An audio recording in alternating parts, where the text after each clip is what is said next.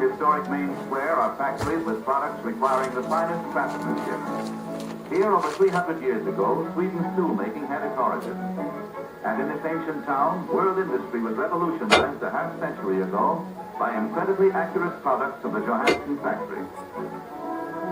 At the foundries of Sandviken, molten metal is transmuted into the finest steel, writhing like giant serpents.